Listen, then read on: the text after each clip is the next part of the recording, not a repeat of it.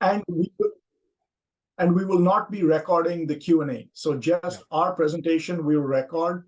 So if you have questions, don't worry, that will not be recorded. That's correct. Okay, and I think we can go ahead. Begin? Yeah. Okay. Thank you, Chris. It's morning in Vancouver, so I'll say good morning, but it may not be morning where you are. Let me welcome you to our online info session. This is about our graduate program at the University of British Columbia Department of Political Science. We will talk about our MA and PhD program, our Master of Arts and our Doctor of Philosophy program.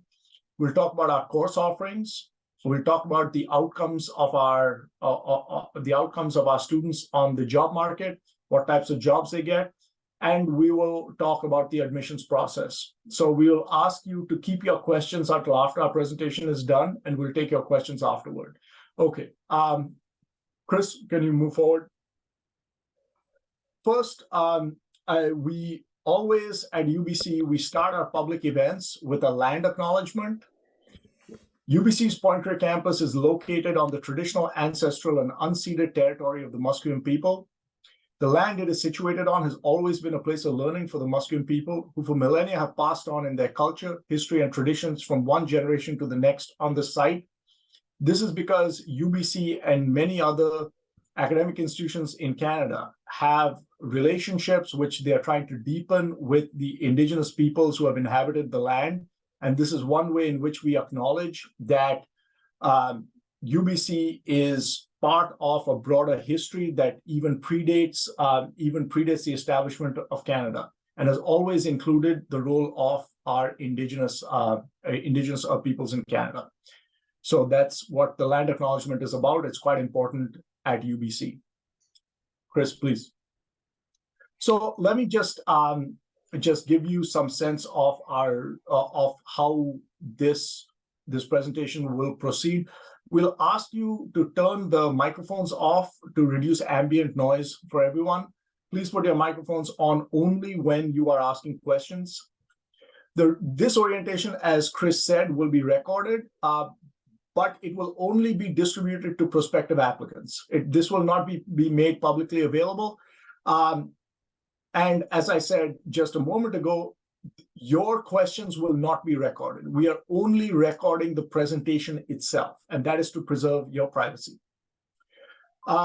Feel free to put your camera on, but you don't have to. It's entirely up to you. It's easier for us if we can see you, but that's entirely your choice. And as you have questions, while we ask you to keep your questions to the end, you can also put it in the chat box, and we'll address them. We'll address them when we turn to Q&A, but as I said, we will not be answering questions during the presentation. We'll do all the questions at the end, but you should feel free to put your questions in the chat box if you need to. Let's move on, Chris. Okay, so let me just lay out what we are going to do in the formal part of the presentation. We'll do some introductions to Chris and myself in a moment. I will talk briefly about UBC and the Department of Political Science within UBC. We'll talk a little bit about the fields of study and research, the other centers that political science is affiliated with. Then I'll hand over to Chris for the MA and PhD program overview. That is, what do these two graduate programs look like? We'll talk about how our graduates do in terms of their careers afterward. We'll talk about the application process, what are the requirements, when are the deadlines, so on, and then we'll take your questions. So that's the format of our presentation. The recording will last until we finish discussing the application requirements, and then we'll stop recording. So, Chris, please. Okay. Introduction. My name is Arjun Chaudhary. I'm an associate professor in the department. I've been at UBC since 2010. I'm the director of the graduate program. I've been director of the graduate program since summer of 2021. Chris? And my name is Christopher Fernandez. I'm the graduate program coordinator. So I am the staff delegate who basically runs the graduate program. And I've been in UBC for about 12 to 13 years now. And I've been guiding graduate students through that process. Chris was an undergraduate here, by the way. So Chris has been at UBC way longer than 12 years, but we won't discuss that. Okay. So let me tell you a little bit about the University of British Columbia. We are a large public university, one of the top 3 big universities in Canada. In Canada, all the universities are public universities. It's not like the United States where there's a sizable private university contingent like the liberal arts colleges or Harvard University. So as a large public university, we are comparable to, say, Michigan, a Minnesota, a Berkeley, place like that. In total, we have almost 60,000 students at the Vancouver campus of UBC. There are 2 campuses. One is in Vancouver on the coast, and the other is in Okanagan in the interior. It is in Kelowna. It's called UBC Okanagan, but it's in the Okanagan Valley, a beautiful place near Lake Okanagan. UBC is a very diverse campus. Almost 30% of our students are international, but we also have a sizable number of students who may have grown up in Canada, but their parents were recent immigrants. So it's a very diverse campus with a lot of people from different backgrounds in it. I won't go over all these details, but we are a quite highly ranked university. Along with the University of Toronto and McGill University, we are one of 3 Canadian universities in the top 50 of the Times Higher Education World University Rankings.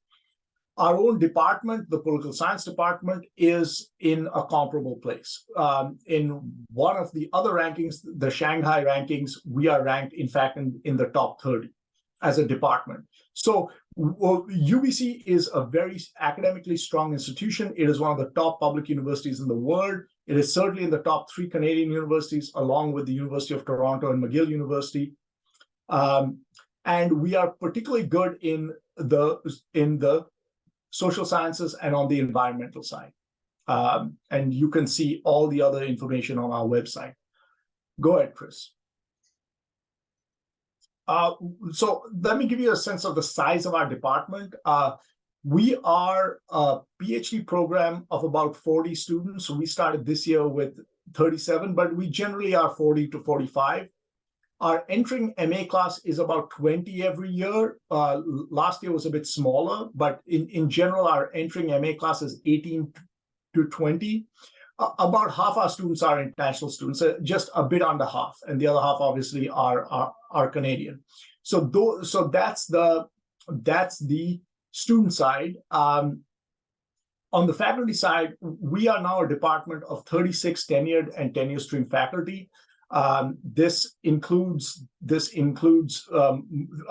most of this is research stream faculty and some are teaching stream. But we are what in North America would be called a mid-sized department. We're not an exceptionally large department. Those are upwards of 50. You can think of the University of Toronto is a large department. UC Berkeley is a large department. We are not a large department, but we are a mid-sized department in terms of faculty. We are also linked to, we have faculty members who work with faculty from a bunch of other centers at UBC. So I'm not going to go over all of these. You can see it. I'll just flag a couple of the important ones. There's a new Center for Migration, which actually was set up by one of our faculty members, Auntie Ellerman. And the Center for Migration, we have many excellent students who are interested in studying migration. They are affiliates of the center. The center gives research grants for their research. It links them up with faculty from outside the political science department who are also studying migration. So you get a sense here that while we are a quite large department, we also have links to other departments like the Center for Migration, the Institute for Asian Research. That is, if your research is somewhat specialized, you will find resources not just in the political science department, but also outside the political science department, but within UBC to facilitate your research. And I'm not going to go over this whole list, but this is just to give you a sense of the number of institutes and programs where you will also find resources to pursue your research. And now I'll hand over to Chris for the program overview. Okay, so first we'll touch on the MA program. So basically, the MA program that we have Chris, I'll Yeah, let people in off the waiting room from now on. You just yeah, focus on this. okay.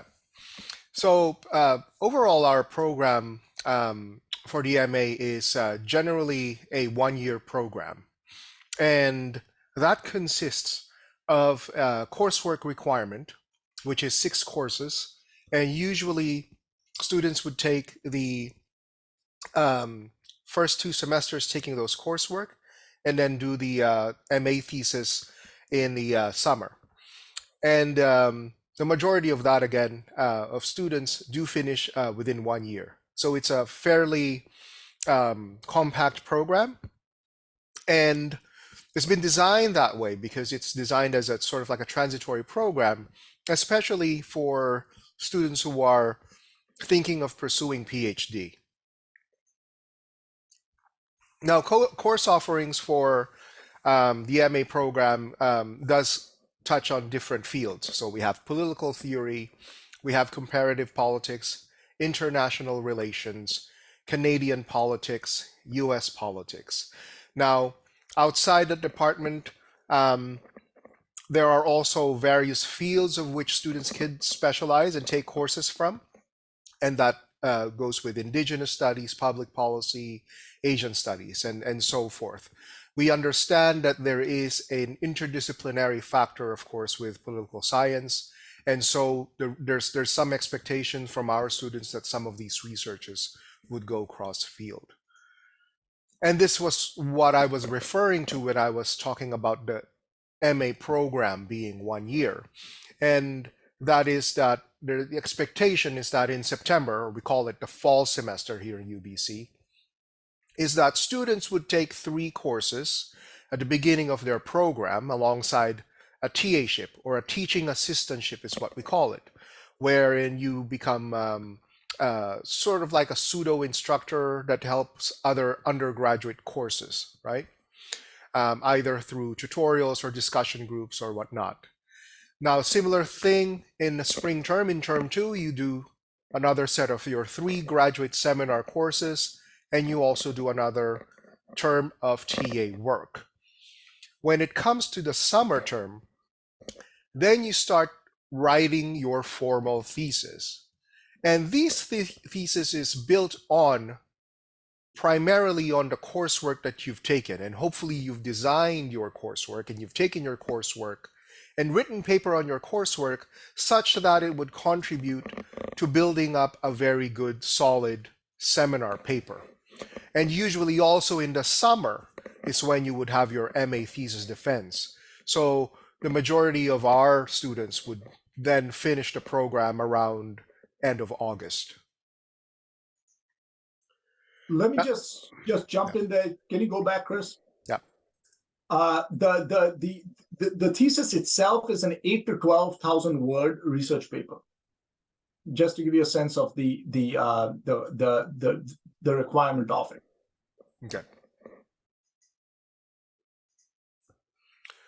Now, in terms of the MA funding, because of the TA ships that you are assigned, and these are guaranteed TA ships for MA students, the cost of that, the amount of salary that you will get, is around $13,000 per year. There is also another funding source if you are an international student, is what we call the International Student Tuition Award, which is around $3,200 a year, which now brings your international tuition close to what the domestic students are paying. Now, if you are a domestic student, you may also apply for an external funding, which we call the SHRC, which is the Social Sciences Humanities Research Council, and that's up to $17,500 for domestic students. And another funding opportunity is that the Faculty of Graduate Studies has a travel grants and conference support, which you can apply for a maximum of $500 per program, right? And now let's shift a bit to the PhD program, because some of you have indicated that you will be interested in a PhD program. Now, our PhD program is more research oriented. So this is more the academic track. If you're interested in becoming a professor or researcher in a post-secondary institution, this might be the track for you. And the PhD program requirements is a lot more academically heavy, so there's much more coursework. As opposed to the 6 courses in the MA, the PhD program requirement is 12 graduate seminar courses. Now, if you are coming from a degree where you've already completed an MA prior master's degree, you may also request some transfer credits from your master's. And the maximum that we will grant is 2 credits, or sorry, 2 courses or 6 credits for that to transfer to the PhD program. Part of that requirement as well is that you will have a comprehensive examinations, and that is determined by your field specialty. It has a written component and also a qualifying paper for the most part. And that means that you'll be writing on a topic that is specially catered within the larger body of knowledge by the standard of your field. And then you would have to defend that orally through a committee.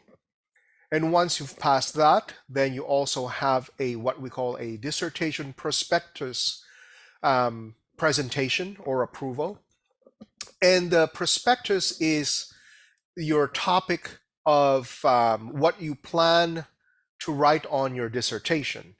Now, this, of course, would entail that you would have to do a lot of like the background work of the methodology, what central question are you trying to answer, what contribution are you doing for the field. So those things would be the central topic of your prospectus proposal.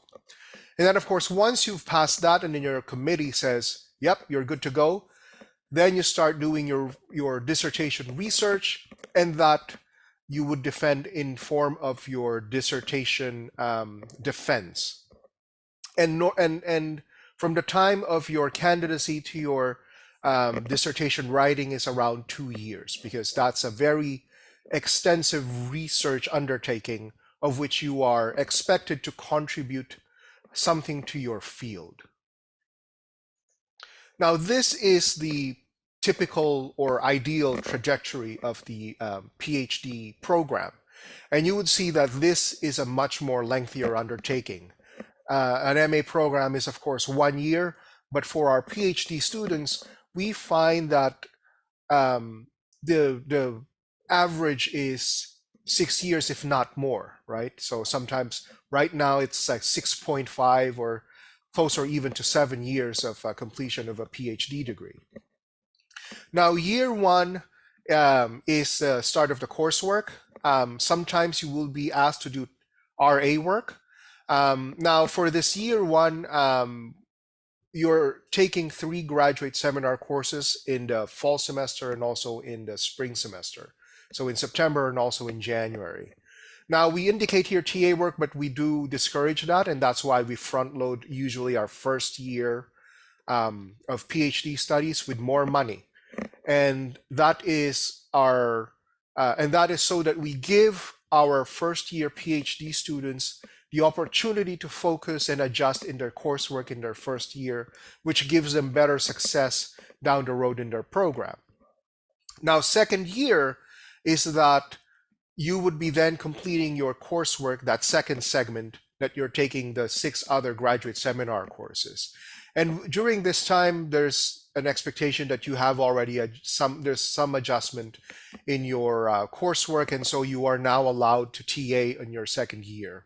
And there may be some summer opportunities to RA work, and mostly for our PhD students, they are given research assistantships and RA during the summer through their supervisors. Year 3 is when you're gearing up to what we call the sort of like the unstructured research, right? And that's where you start doing your comprehensive exams and diving deep into your dissertation prospectus. And hopefully all the graduate seminar courses that you've taken in year 1 and year 2 are useful for you to formulate your dissertation question. You are also, you may or may not also be doing some RA or TA work during that time. for the most part, you are really trying to focus on your comprehensive and your dissertation prospectus. Now, on years 4 to 5, after you've advanced to candidacy and you've passed your dissertation prospectus, that is when you would do your formal research and dissertation writing. And that is also the time where you are transitioning now from a student candidate to a scholar. So this is the time that you are going to conferences. You may be doing some seminar work or sessional work, and these are, you're branching out, right? And the expectation is that there is a good progression in your dissertation writing, so that by year 6 you are almost complete with your dissertation, and now you are in that process of applying for academic jobs. And this is really the trajectory and a goal of a PhD program, is to make scholars out of our PhD students. And so you're branching out, you're making connections, you're making networks, and you're presenting at conferences. You're co-publishing with your supervisor, or you're becoming like a sole publisher, or you're submitting public journals for publications. So this is the expectation, and then hopefully you will land either a tenure track job or a postdoctoral or a postdoc position that would help you on with your academic career. Now, for the PhD funding, because the PhD program, again, is lengthy and it's a very intense undertaking, we do guarantee funding for the first 5 years of where you have a stipend and full tuition. And for years 1 to 4, with full tuition coverage and the TA employment and the RA employment, that is around 32 to 35,000 a year. Year 5, that funding kind of dips down, because there's also an expectation for you that you'll have sessional work, you have more teaching opportunities, right?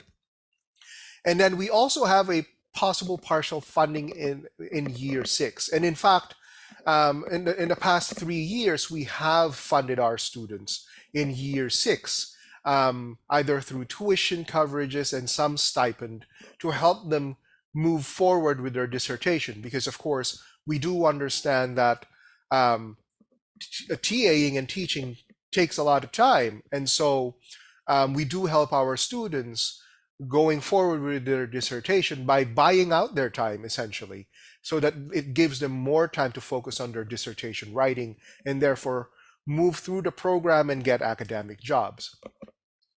Now, for domestic students, we also encourage them to apply for tri-agency and tri-agency awards, namely SHRC.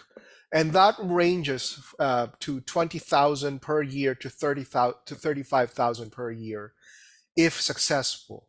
And that just goes into your yearly funding. You may also apply for conference travel and research support. And we have supported most of our PhD students in this undertaking, especially when they advance to candidacy and are attending conferences.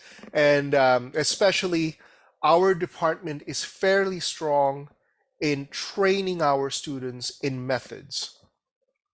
And the method schools, IQMR, ICPSR, we do send regularly our PhD students to have more advanced training in quantitative analyses and methods.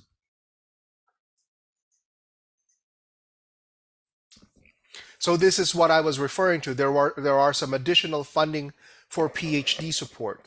So there's dissertation research, for example, if you're going to do field work. On average, we've been giving 7,500 as additional funding for field work. Say if you're going to go abroad, you're researching something in Myanmar, for example, then we are able to fund you something that would help you.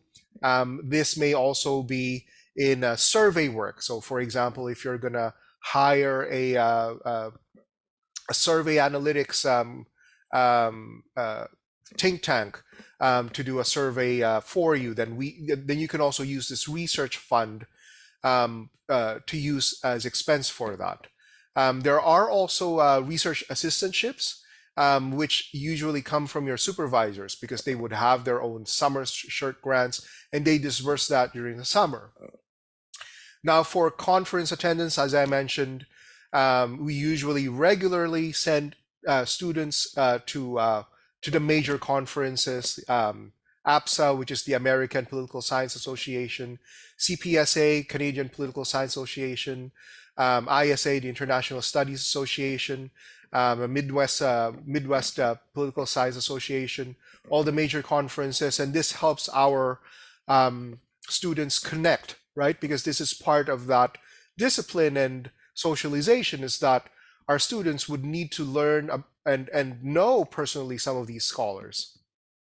And then also with the Summer Methods Institute, as I mentioned, is that we encourage our students to attend all these other method schools like ICPSR and IQMR that helps them with statistical research or anything that they would use for their dissertation.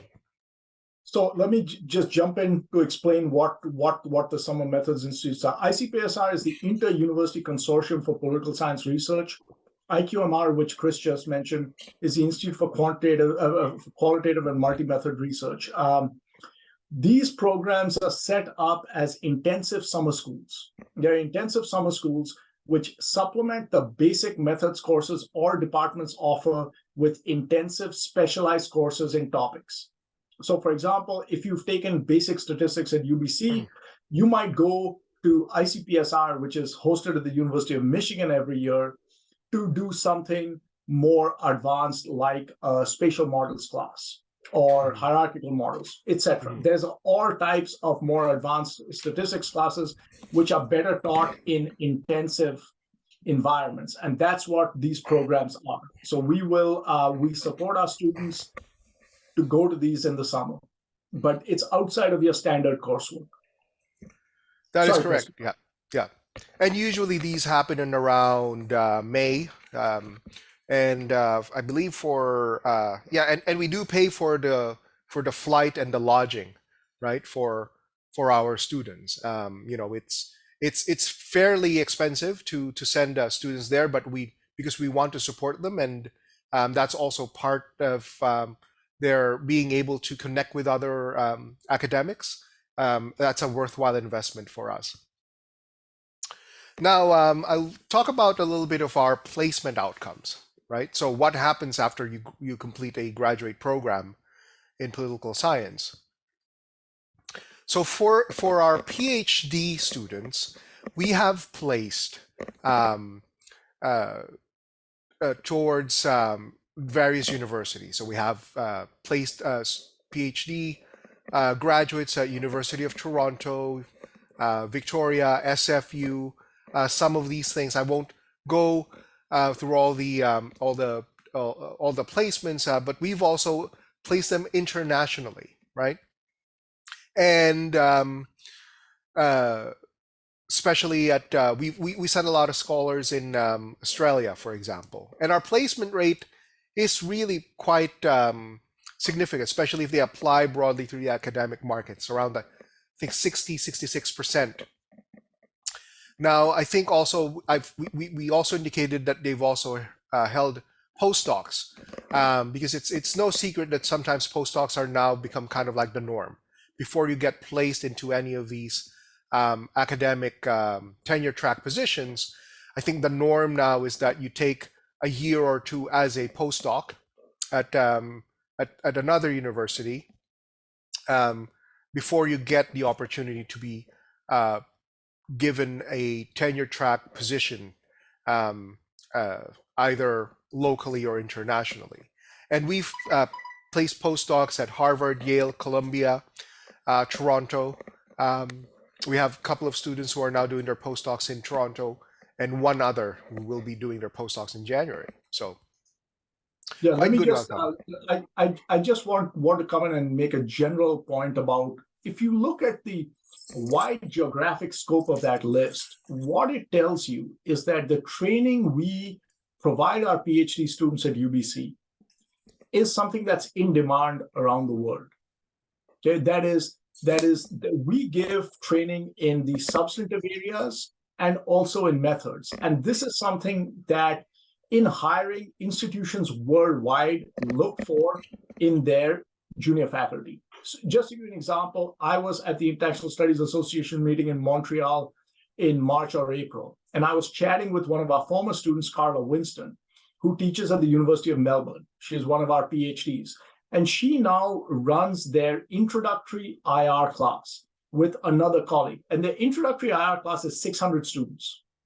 And she says that because of the training I got at UBC, they were excited to recruit me in Melbourne because they told me right in my interview, our hope is that you would take over this giant introductory IR class to manage the training for our undergraduates. So that just gives you a sense of why we invest so much in these years of training.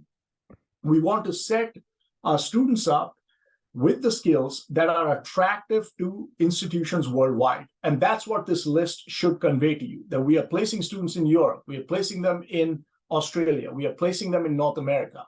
That's the advantage of our training. That's the advantage our training gives our students when they're applying in what is frankly a very competitive academic job market. Go ahead, Chris.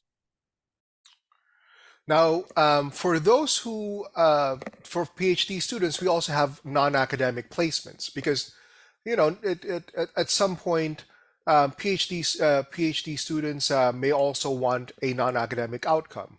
For example, we have students who are working with the government at Health Canada, Statistics Canada, the First Nations Health Authority, and we also have an alumni who is now an elected member of the BC legislature. We also have students who are from the very beginning of their program, they really just want to work for an international organization like the UN. And we have a student who has just completed who has just defended her dissertation, who is working with the UN.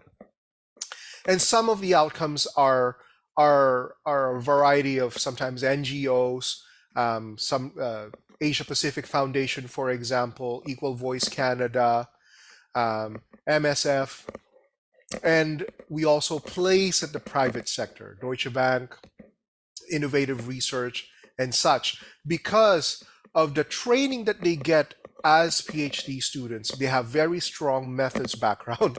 And these private sectors hire them precisely because of that, because they know how to interpret data. They know how to do survey analyses. They know how to frame survey questions. And these are things that are very, very important, not just in the public sector, but especially in private sectors, where there's a lot of glut of information that people have to sift through, right?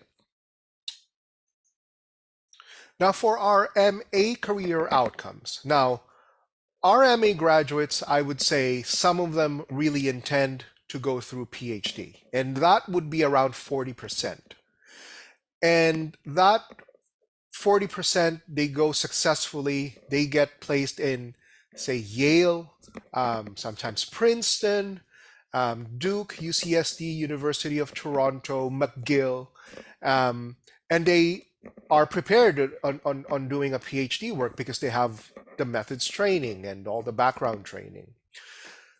Around 60% of them do end up working in around government-related policy positions because of the, we have part of the program, the government's program, for example, of advanced policy analyst positions. They want students who have completed an MA degree, for example. And therefore they recruit through us, and they recruit through us. Yes, and they recruit through us, through the program. While you're taking your MA, there will be like info sessions, and then they recruit you and they tell you the requirements. So for example, the advanced policy analyst positions are 2-year federal government positions in which you are placed in Ottawa and you serve the four major sectors of the government. So you work at a treasury board, you work at finance and whatnot. And then there's also the section that you are rotated towards the office of the prime minister, and so like rather the department that supports the office of the prime minister, so on and so forth. So a lot of our students are placed in that track, and I think this year we have 3 students who are placed in that advanced policy position and are now offered a full-time placement in federal government. Some of them do end up in like NGO and think tank corporation positions. And there are some who end up in academic administration, like myself, right? And those are varied outcomes that, that do tap into the skills that they learn at the MA level. Now I'll talk about a little bit about this student experience. Now, what is the UBC Poly Advantage, right? Because we are a mid-sized program, is that there usually is a close relationship with the faculty and department staff, right? You're not lost in the shuffle. You're not an anonymous student, right? It's a supportive working environment.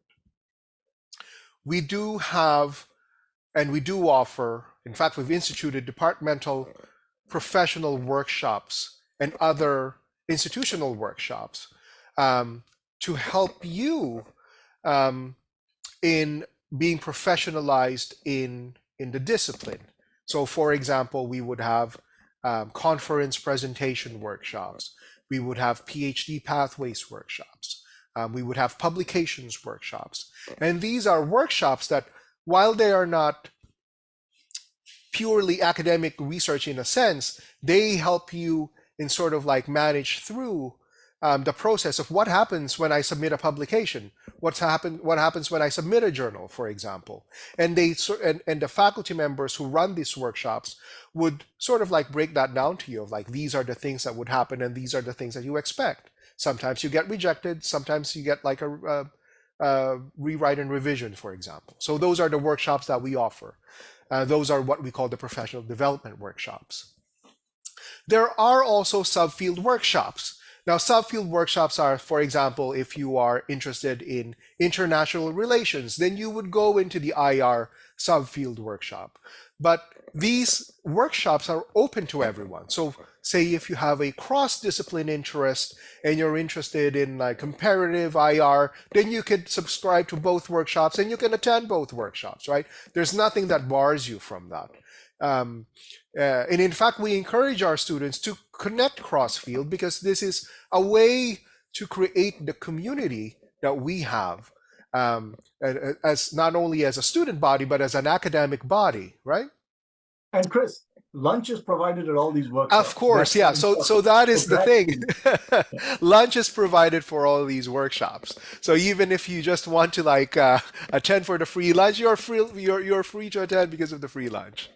Now we also have some speaker series. Now the speaker series is quite special because we fly academics from all over the world, sometimes domestically, sometimes internationally, and they speak about topics, particular topics, either of interest or topics that are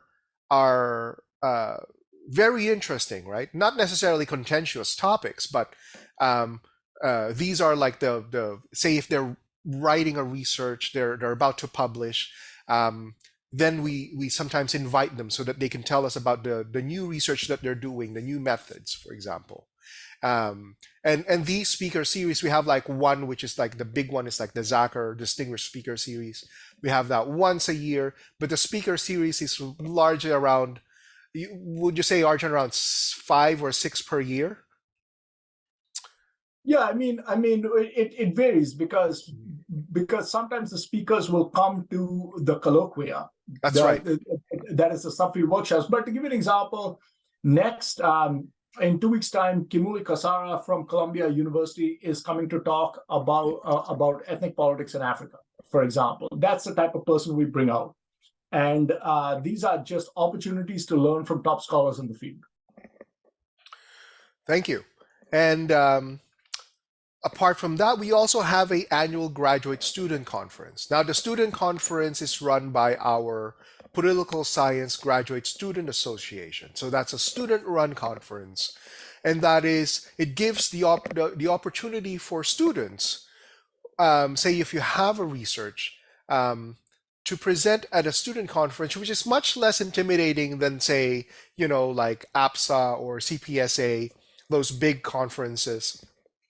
Because this is student run, you're listening to other graduate students present their work, and your audience is also other graduate students. So this gives you that opportunity. It's kind of like a practice of what to expect at a graduate conference. And here we invite other graduate students from other universities, especially from Simon Fraser University, which is a university that's closest to us, also University of Victoria.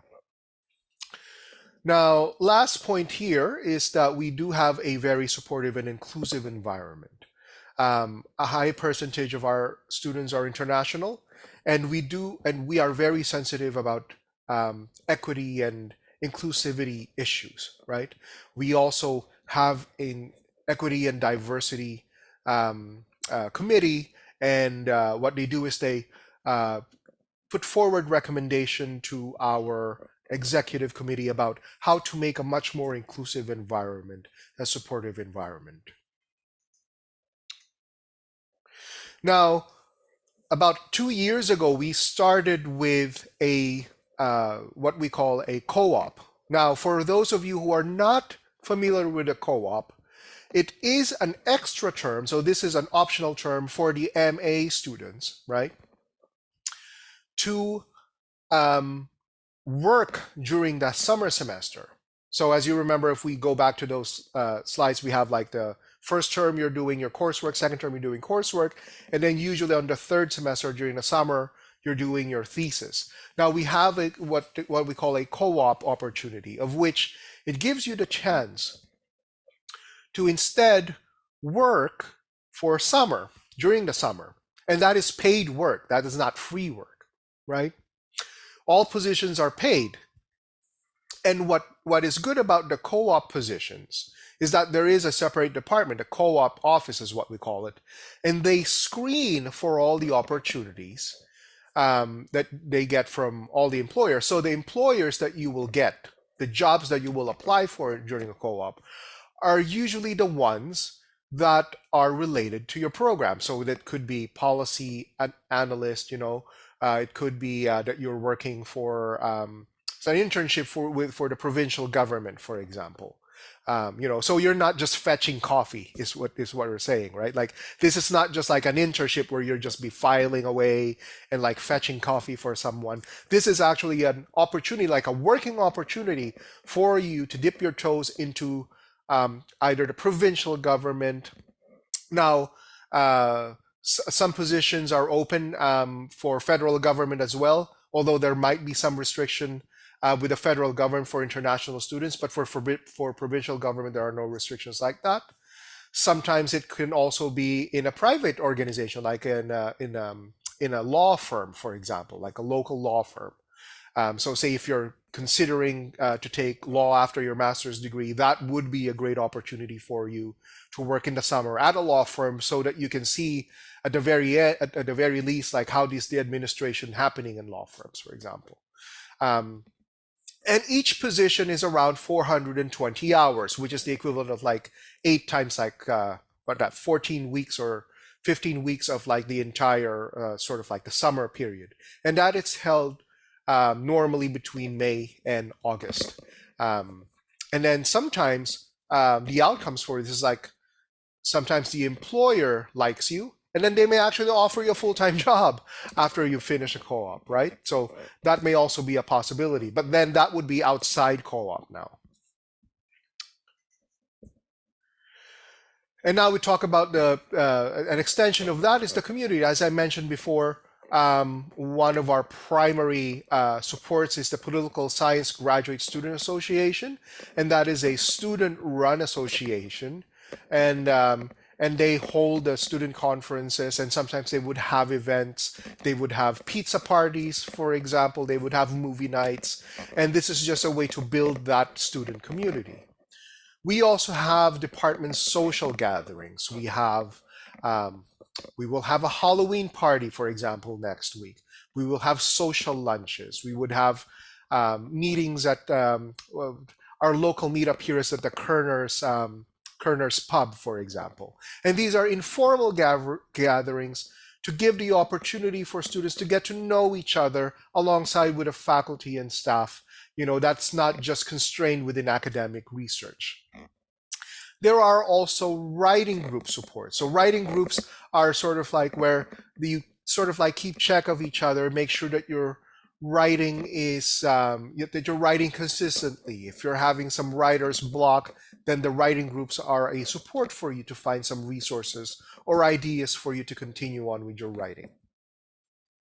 We've also have study groups. We have 2 study rooms here in the department, and those are solely for graduate students. You are assigned a table, so that say you're doing after your graduate seminar you need to study, then you have a desk, you have a place in the department where you can do your research or you can write.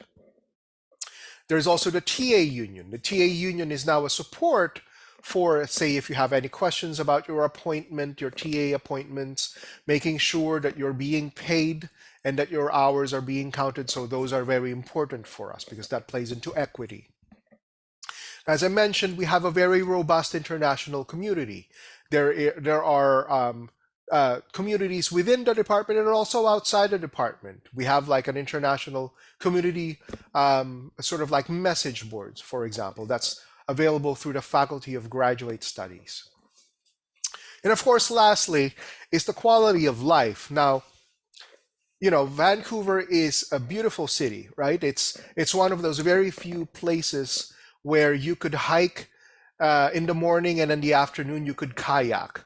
It's a place where there are plenty of extracurricular outdoor activities, of which a lot of our students, sometimes I ask them, like, why did you choose UBC? It's because Vancouver is so beautiful. I can't imagine living anywhere else, and I like to stay here.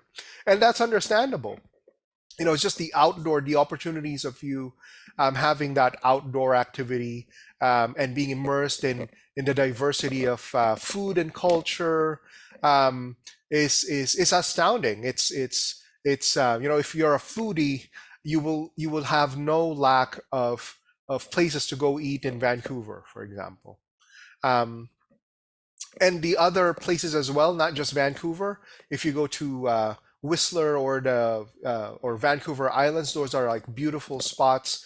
If you're on a holiday or if you're taking your summer semester break, those are places which honestly it makes the learning more conducive, because if you're stuck in a sort of like a dreary environment, it does get into your head. And the advantage of like living in Vancouver is that you're living in a beautiful city, so it just makes you consistently inspired on making sure that you're doing well in your research. Now let's jump into the application requirements and admissions criteria. Now, there are some overlaps here, right? So for both MA and PhD, what we're looking at are the first class GPA in the first 2 years of study. Now, backtracking a bit, for the relevant academic background. Last 2 years of study, last 2 years of study. Last 2 years. Sorry, yeah, last 2 years of study. Now, going back a bit, for the relevant academic background, this is especially important for PhD.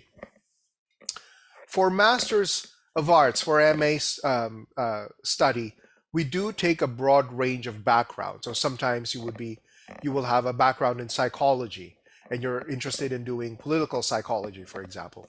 That's fine, right? Say if you have like a background in history and you want to do a research on the history of political thought. So that is also fine. So that's, for the MA program, as long as you have some social science background, that should be fine. But we also take a broad background. Say if you have like say if you're majoring in engineering, but you have some social sciences, that is also fine, because we do understand the MA is sort of like the entryway for you to start undertaking serious research. Now for the PhD, it's much stricter, right? Because what we expect is that you would have some concrete, good layering of that political science, social sciences background when you're doing your PhD work. Now, the statement of intent, the third bullet point here, is required for both the PhD and the MA program.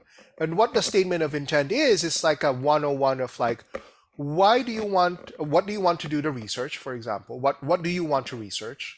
What is your background in thinking that you have?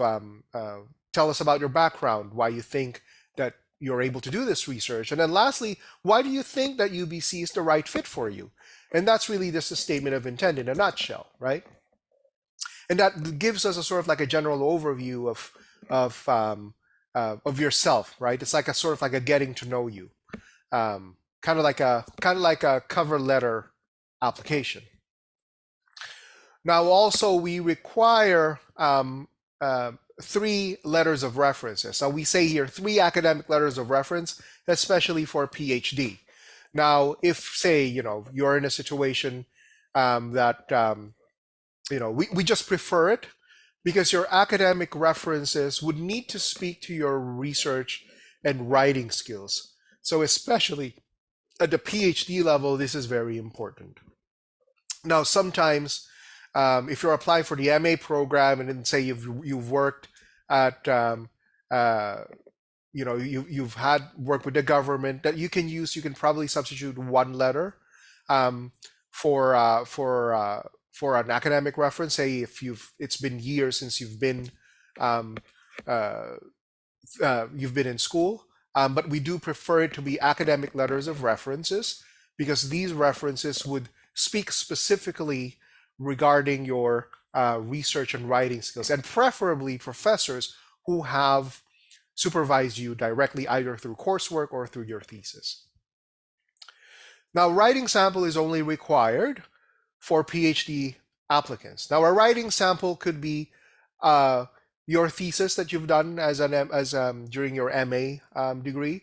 It could also be a paper, a very strong paper that you've written, a graduate sort of like level paper. It could be a paper that you're thinking of publishing. So there are various things that you could provide as a writing sample. The next requirement would be a CV or a resume. So the CV or resume would then now speak to some of your work experience.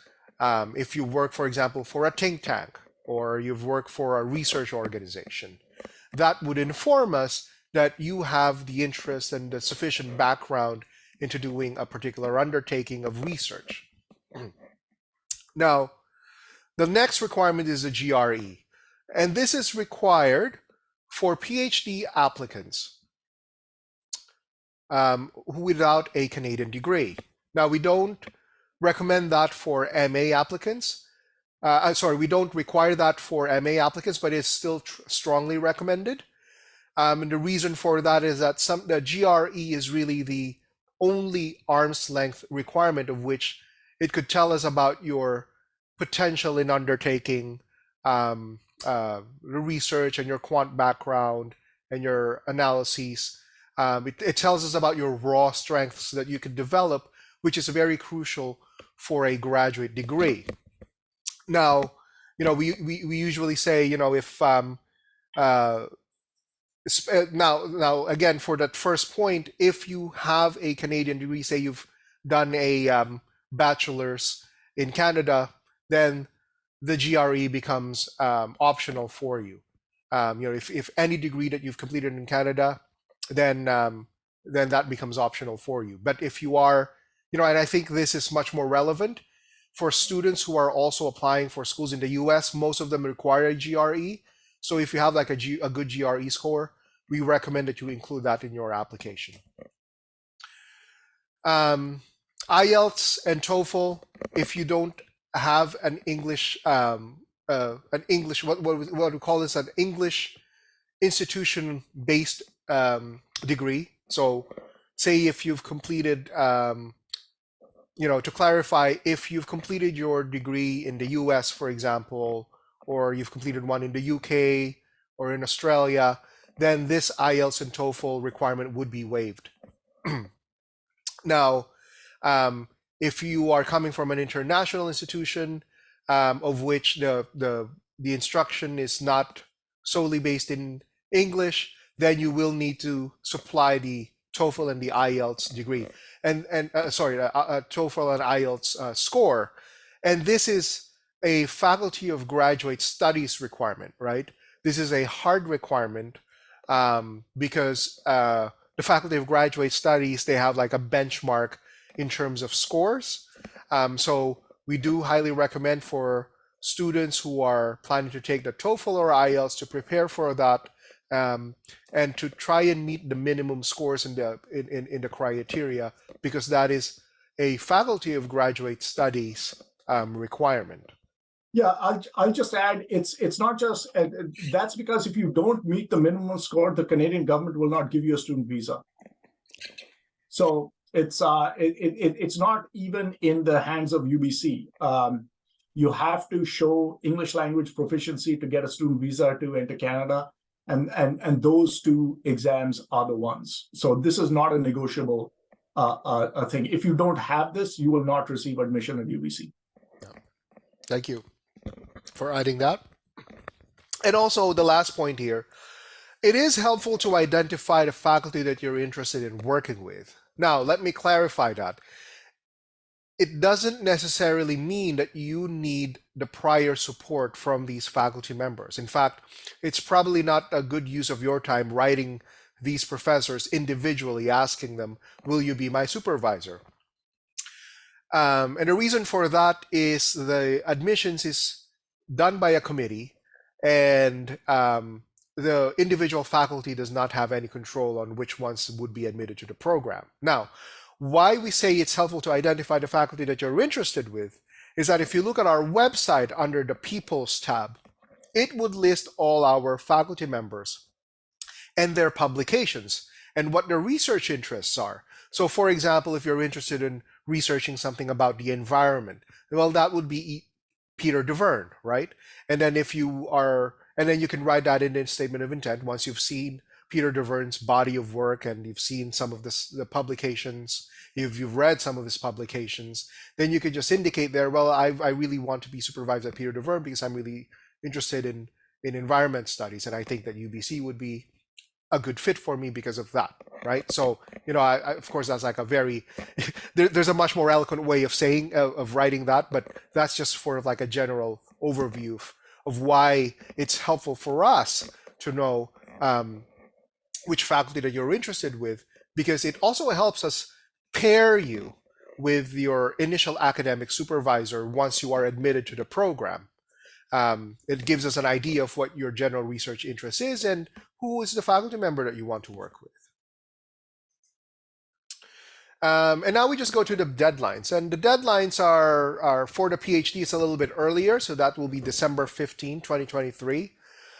So that's coming up soon.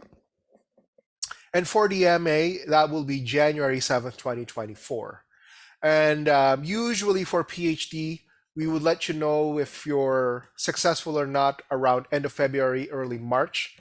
And then for the MA program, we would let you know your result around March, because we get more MA applications, so we need a little bit more time in adjudicating those. So we try to aim for about March 15 for the MA, and then for PhD around end of February, early March. And I think that's it. I'll just stop my recording here so that we could go with our Q&A session.